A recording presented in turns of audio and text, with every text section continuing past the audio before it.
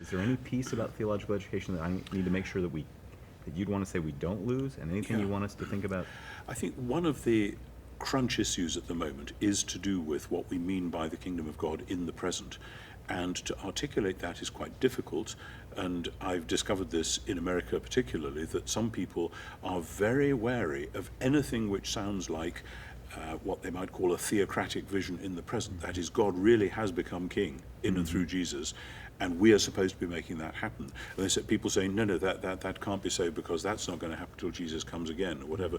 We need to have sorted out in our minds the tools to say, no, when in Matthew 28 Jesus says all authority has been given to me in heaven and on earth, Jesus is already in charge. On earth, what does that look like? How does that work out? And for me, that means the Beatitudes. It means the Sermon on the Mount agenda, which is not that we go and grab earthly power and try and do a sort of new version of the Holy Roman Empire. We've done that too often and we fall flat on our faces. This is about service. It's about being hungry for justice. It's about peacemaking. It's about all those things you find in the Beatitudes. Those are the things which, to the surprise of the power brokers of the world, who would love to change the world in their own image, these are the things which really do change the world.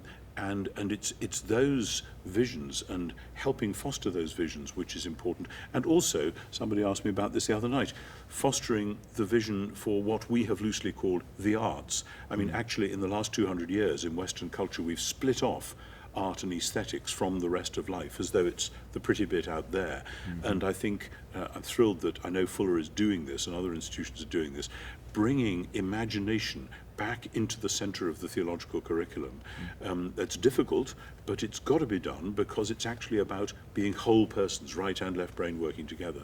And when we do all that stuff, the justice stuff and the beauty stuff, then what we are doing and saying about new creation will make the sense it ought to make, and will give us a framework within which we can discern that we need to build a new hydroelectric dam here, or we need to start a new hospital there, or we need in our theological training programs to be explaining how the parables work in this way, in this context. And it's this larger framework which I'd love to see being implemented.